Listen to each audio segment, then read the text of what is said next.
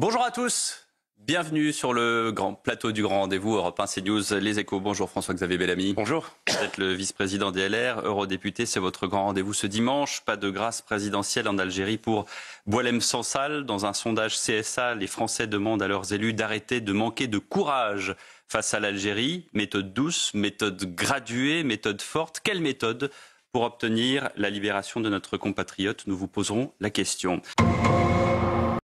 Hier, nous étions suspendus à une éventuelle grâce du président Tebboune concernant Boualem Sansal et le journaliste Christophe Glaise. Finalement, pas de grâce, 5 ans d'emprisonnement, 7 ans pour Christophe Glaise et Boualem Sansal qui renonce à faire un pourvoi en cassation. Comment réagissez-vous, François-Xavier Bellamy? Et d'abord, est-ce que cette absence de grâce vous étonne? Elle constitue évidemment une nouvelle absolument terrible parce que, rappelons-le, Boualem Sansal est âgé, il est malade, il est retenu aujourd'hui, détenu pour une seule et unique raison, pour la liberté dont il a fait preuve, pour sa liberté d'expression. Et sans trop y croire, nous voulions malgré tout espérer que, effectivement, il pourrait être gracié. C'était tout l'objectif de la méthode que revendiquait l'Élysée. Aujourd'hui, l'Élysée dit encore espérer une grâce présidentielle, peut-être plus personnelle que dans cette occasion collective. Je ne sais pas, je me borne avec bien d'autres, avec Kamel Daoud, avec Noël Lenoir, avec tous les membres du comité de soutien de Boualem Sansal, à regarder avec une immense déception les mois perdus et la déloyauté évidente du régime algérien. Et je crois il aurait fallu depuis longtemps sans doute tirer les leçons de cette déloyauté. Seule la manière forte, me semble-t-il, peut fonctionner. Je veux encore espérer que l'Élysée a des assurances. Vous voulez espérer? Mais je ne peux que constater que ce silence qui est montré aujourd'hui par le sommet de l'État, parce que le président de la République et le ministre des Affaires étrangères n'ont tout simplement pas réagi à l'annonce du maintien en prison de Boualem Sansal. Est-ce que c'est une stratégie de diplomatie où la diplomatie agit silencieusement? Je ne peux qu'espérer pour la vie de Boualem Sansal que cette stratégie fonctionne, mais pour le dire de manière très claire, très simple, très franche, j'ai de la peine à y croire. Est-ce que c'est et je regrette qu'on ait mis tant de temps à tenter d'engager le bras de fer qui me semble être la seule véritable manière de sauver la vie de Boualem Sansal et celle de Christophe Glaise qui se trouve également emprisonné. Ce qui est intéressant, François-Xavier Bellamy, même si intéressant n'est peut-être pas forcément le meilleur adjectif, mais c'est le renoncement au pourvoi en cassation. Est-ce que c'est une forme de désespoir de Boualem Sansal ou est-ce que c'est une forme de négociation? Pas de pourvoi en cassation et donc du coup, négociation secrète pour faire libérer Boualem Sansal. Là encore, peut-être nous en saurons plus dans quelques jours et peut-être qu'il faut accepter d'attendre, mais je le redis, je crois que sur ce sujet, comme sur tant d'autres, avec l'Algérie comme avec bien d'autres pays, la France refuse de parler le langage de la force. Et c'est ce langage-là, pourtant, qui aujourd'hui s'impose partout dans les affaires internationales. C'est ce langage-là qui fait que que nous avons tous les moyens, tous les leviers, pas seulement avec la France, mais on y reviendra peut-être avec l'Europe, parce que l'Europe elle-même pourrait peser de tout son poids pour cette libération. Comment? De quelle façon? Moi, je prends une mesure toute simple. On a voté au Parlement européen une résolution que nous avions proposée pour la libération de Boualem Sansal. Dans cette résolution, nous demandions à la Commission européenne, nous exigions qu'elle impose que la libération de Boualem Sansal, entre autres, soit la condition préalable à la renégociation de l'accord entre l'Union européenne et l'Algérie. La fameuse Ourima Hassan s'était opposée.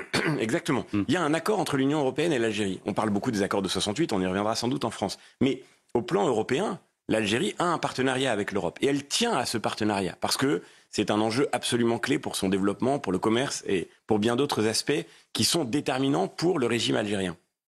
C'est gratuit. Aucun président n'a osé le dire, ça. Il le fait pour de l'argent. Mais enfin, vous êtes naïf ou quoi? Une conviction, mais aucune preuve. À ce stade de notre enquête, nous contactons l'Élysée. Allô? Oui, allô, bonjour, Yanis Mamdi, je suis journaliste pour Off Investigation. Je vous ai envoyé un mail il y a une quinzaine de jours concernant un documentaire d'investigation que je fais sur les relations entre le président de la République et le pouvoir algérien. Oula, je vous je vous avoue que là tout de suite avec l'actualité du moment, je pense pas qu'ils vont pouvoir vous répondre à l'instant T. Est-ce que vous pouvez me relancer, je leur retransfère le mail et insister là-dessus et moi je leur transfère. Très bien. Est-ce que vous pourriez juste préciser que selon notre enquête, en février 2017, quand Emmanuel Macron se rend en Algérie, il rencontre les hommes d'affaires les plus riches du pays. On voulait donc savoir s'il avait eu un soutien financier de leur part. Je vais transférer votre message. Je peux rien faire de plus. Si Emmanuel Macron refuse de nous répondre, Très bien, je vous remercie. le financement de la vie politique française par Alger est une tradition de la France-Algérie. C'est une tradition pour les politiques français d'aller chercher de l'argent à Alger. Alors, ça a fluctué selon les moments entre la gauche et la droite. À la fin des années 1970, par exemple, pour faire tomber Giscard, Alger aurait financé la campagne de François Mitterrand. L'ambassade d'Algérie en France va créer une petite société expansiale en 1979, chargée d'audit sur les projets éventuels franco-algériens. En fait, c'était une boîte noire pour financer les politiques amis, notamment ceux du Parti socialiste. C'était écrit, je l'ai écrit, que l'Algérie va aider financièrement la campagne de François Mitterrand, à tel point d'ailleurs qu'une fois Mitterrand élu, Mitterrand, qui était peut-être pas un ingrat par rapport aux gens qui l'ont aidé durant tout son parcours, va organiser un nouvel accord sur le gaz, d'où il ressortait que le gaz algérien serait payé 30% plus cher qu'il ne l'était avant 1981. Une façon pour Mitterrand de renvoyer l'ascenseur et de remercier l'Algérie pour son aide pendant la présidentielle. Et sous la Ve République, la droite aurait également sollicité les largesses d'Alger. Jacques Chirac, son premier voyage officiel en Algérie, à l'invitation de son homologue algérien, M. Ibrahimi, qui l'accueille ici. En 1986, lors d'une visite officielle à Alger, le Premier ministre Jacques Chirac aurait fait une étrange demande aux dirigeants algériens. Ouvrir leur marché à Daewoo, un géant sud-coréen qui finançait alors le RPR. C'est ce que révélait en 2003 sur Canal+, l'ancien Premier ministre algérien Abdelhamid Brahimi. Et bon, au cours du dîner officiel offert par le président Chadli, à sa droite était donc Jacques Chirac et moi j'étais à la droite de Jacques Chirac. Et donc ils discutaient, etc. Et puis Jacques Chirac pensait que c'était la même mafia, hein. Moi je n'ai jamais été. Il me dit essayez de m'aider pour la campagne électorale.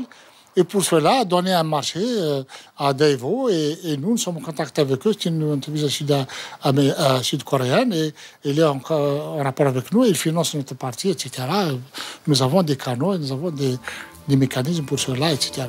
Voilà.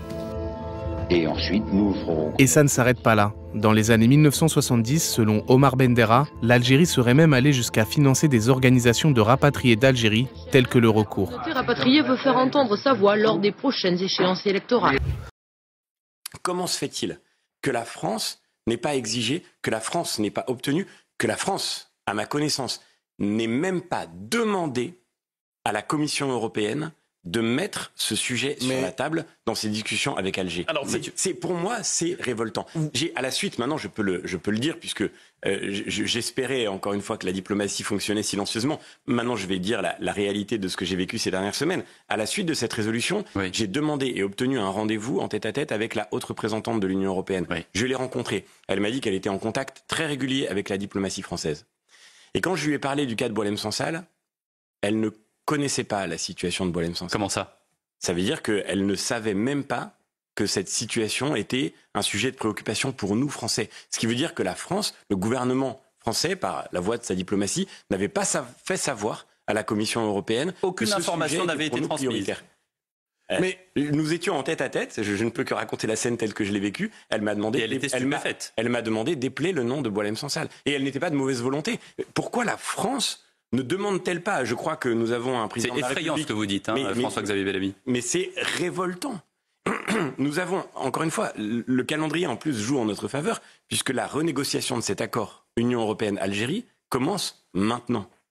Qu'est-ce qui est en jeu? C'est les droits de douane, c'est le niveau de droits de douane par exemple qu'on impose aux produits algériens, c'est ça? Ce sont des moyens alloués à l'Algérie pour son développement et pour la coopération entre l'Union européenne et l'Algérie. ce sont des facilités commerciales, ce sont des coopérations scientifiques ou en matière de recherche. Le régime algérien est très déterminé à mener ça. Quelque chose m'échappe. Vous nous dites le seul langage qui peut fonctionner, c'est le langage du rapport de force. Or, la France n'hésite pas à utiliser le langage du rapport de force. Par exemple, avec la Russie. Par exemple, avec la Hongrie, qui est dans l'Union européenne. Par exemple, avec les Américains, à tout le moins sur le plan rhétorique, mais pas avec l'Algérie. Comment expliquez-vous la chose? Je crois sur le plan rhétorique, malheureusement, parce que la vérité, c'est que... Non, mais même sur le plan rhétorique, avec l'Algérie, on n'y arrive pas. Vous parliez de la Russie, mais regardez effectivement ce que nous avons subi sans tellement réagir sur le continent africain. Nous avons subi très concrètement les conséquences d'une guerre informationnelle à laquelle le moins qu'on puisse dire est que je ne crois pas que nous ayons répondu avec une vigueur proportionnée. L'Azerbaïdjan organise, on parle en ce moment de la négociation si déterminante pour la Nouvelle-Calédonie qui est en train de se mener. Quelles que soient nos idées, nos convictions sur le destin de la Nouvelle-Calédonie, c'est un débat qui doit avoir lieu dans la vie démocratique française. Quand l'Azerbaïdjan organise à Nouméa un colloque sur, je cite, la décolonisation des Outre-mer français, mais c'est une attaque directe contre la souveraineté de la France. C'est une attaque évidente contre nos intérêts, contre l'intégrité de notre territoire, la sécurité de notre démocratie. Quelle a été la réponse? Un tweet du ministre des Affaires étrangères.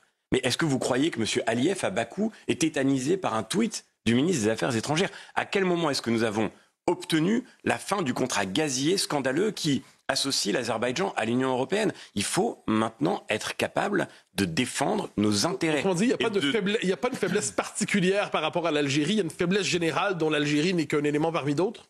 Je crois qu'il y a une relation très particulière de la France avec l'Algérie qui fait que sur ce sujet, en effet, malheureusement, nous avons de toute évidence une faiblesse particulière. Elle ne date pas d'aujourd'hui.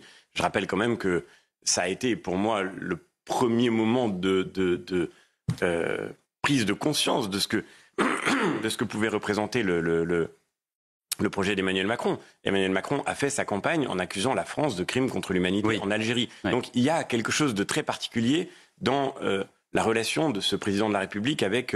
c'est la rente mémorielle. Et d'une manière générale, dans la relation de notre pays avec l'Algérie, quelque chose de particulier dont il faut sortir enfin. On ne peut pas ne pas voir qu'effectivement, le régime algérien, quand il fête son indépendance, ne fait rien d'autre en fait que d'insulter la France. En tout cas... d'insulter les dirigeants français qui osent enfin parler clair sur la manière dont ce régime se comporte. Et je pense à Bruno Retailleau qui est insulté en permanence par les télévisions et les radios algériennes. Aujourd'hui, nous devons dire au peuple algérien qu'il est temps de sortir de cette relation toxique. Retrouvez la suite de cette enquête sur notre chaîne YouTube ou directement à la fin de cette vidéo. Off Investigation, c'est des documentaires que les chaînes n'osent plus produire. Grâce à vous, notre liberté éditoriale est totale. Vos dons nous permettent d'enquêter et de révéler en vidéo à des millions d'internautes les coulisses d'un monde qui dérive trop souvent à l'abri des regards. Aidez-nous à déverrouiller l'information. Faites un don.